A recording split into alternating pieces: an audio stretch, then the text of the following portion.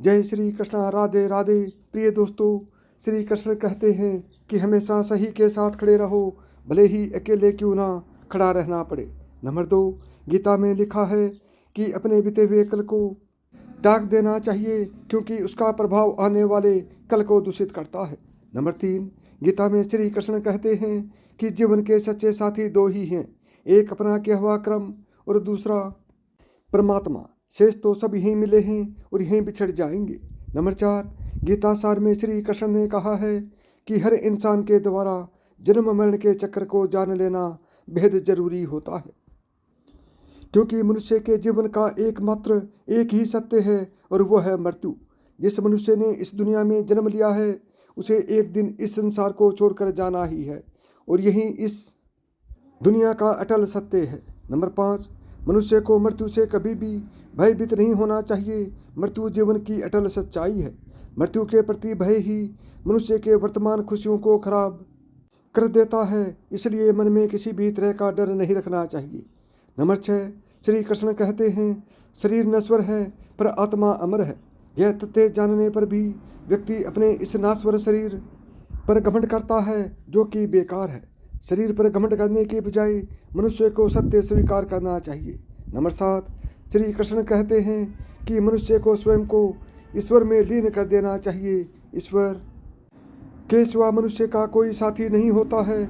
इसके साथ ही यह मानकर कर्म करना चाहिए कि वह भी किसी का नहीं है। नंबर 8, गीता में श्री कृष्ण कहते हैं कि मनुष्य को वस्त्र बदलने की जगह हृदय परिवर्तन पर केंद्रित करना चाहिए। गीता के अनुसार जवानी में जिसने ज़्यादा पाप किए हैं उसे बुढ़ापे में आकर भोगना पड़ता है। नंबर 9, श्रीमद् भागवत गीता के अनुसार आनंद हमेशा मनुष्य के भीतर ही होता है, परंतु मनुष्य उसे बाहरी सुखों में ढूंढता है। भगवान की उपासना केवल शरीर से ही नहीं बल्कि पूरे मन से करनी चाहिए। भगवान का वंदन उन्हें प्रेम बंधन में बांधता है। नंबर 10, इंद्रियों के अधीन होने से मनुष्य के जीवन में विकार और परेशानियां आती हैं। नंबर 11, संयम यानी धैर्य, सदाचार, स्नेह और सेवा जैसे गुण सत्संग के बिना नहीं आते हैं। 12, भगवान ने जिसे संपत्ति दी है उसे गाय अवश्य रखनी चाहिए। नंबर 13, श्री कृष्ण कहते हैं कि मनुष्य को अपने मन को बार बार समझाना चाहिए कि ईश्वर के सिवाय उसका कोई नहीं है। साथ ही यह विचार करना चाहिए कि उसका कोई नहीं है, साथ ही वह किसी का नहीं है।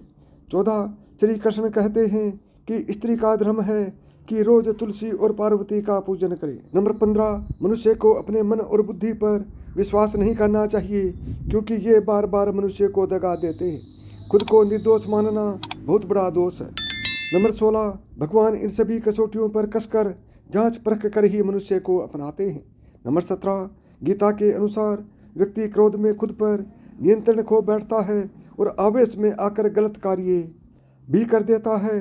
क्रोध के वशीभूत होकर व्यक्ति की बुद्धि व्यग्र हो जाती है और उसे तर्क समझ नहीं आते हैं। इसलिए अपना ही अहित करने से बचने के लिए व्यक्ति को क्रोध को खुद पर हावी नहीं होना देना चाहिए।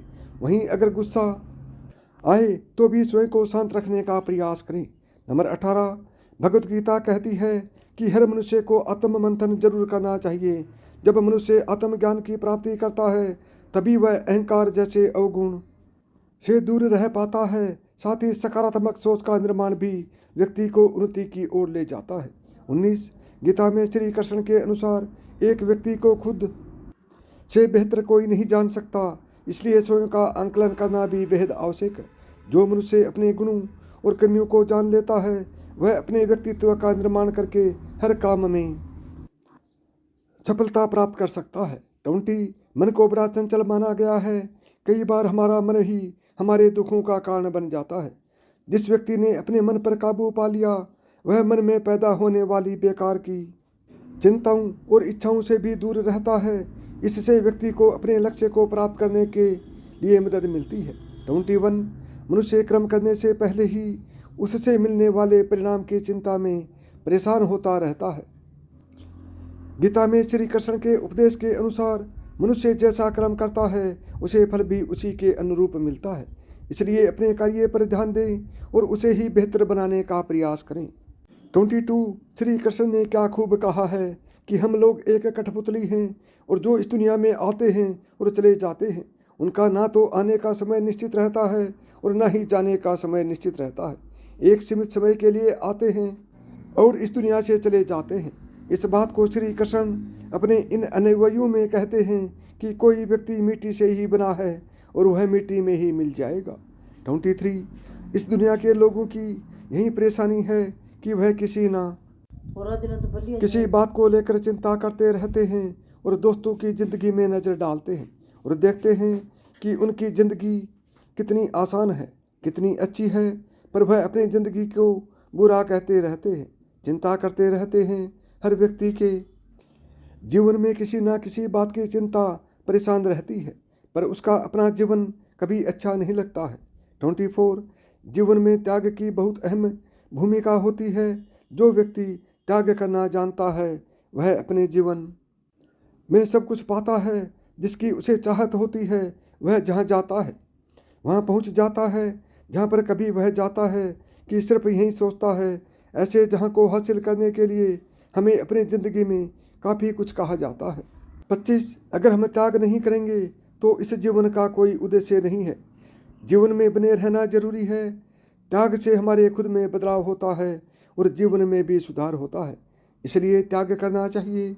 26 श्री कृष्ण कहते हैं कि जो व्यक्ति इस दुनिया में ना कुछ लेकर आया था और ना कुछ लेकर जाता है, फिर वह व्यक्ति इतना लोभ और भोला किस बात का उपदेशक है जब उसके पास अपना कुछ भी नहीं होता। 27 श्री कृष्ण कहते हैं कि धर्म को अपनाना हमारे अस्तित्व में है, वही हमारी पहचान है। हम अपने धर्म से पहचाने जाते हैं क्योंकि हमारा केवल अच्छा धर्म होगा, समान अच्छा आचरण होगा, अपने आचरण को सुंदर बनाना होगा। इसलिए हमें अपने धर्म को और पहचानना होगा और भी बेहतर बनाना सीखें। 28 इन शिष्यों के बारे में श्री कृष्ण कहते हैं कि आप खुद ही अपने जीवन के निर्माता हैं। आप वैसे ही बीज बोएंगे जैसे ही काटेंगे। आप परिश्रम करेंगे, आप बिल्कुल अच्छे ही परिश्रम अनुभव करेंगे। आप अपने जीवन में जो स्थान चाहते हैं उस स्थान पर हैं। केवल आप एक ही तरीके से पहुंच सकते हैं, वह बस इतना है कि आपकी मेहनत से बढ़कर अपना अच्छा प्रस्ताव देगी। दोस्तों, आशा है कि आपको ये पंक्तियाँ अच्छी लगी होंगी। आपका साथ मेरा मनोबल बढ़ाता है, इसलिए आपको प्रार्थना है कि वीडियो पसंद आया हो तो वीडियो को लाइक करें। यदि आपको मेरी बताई हुई बातें पसंद आई हों तो वीडियो को लाइक करें, चैनल को सब्सक्राइब करें और प्रेम से बोले जय श्री कृष्णा, राधे राधे।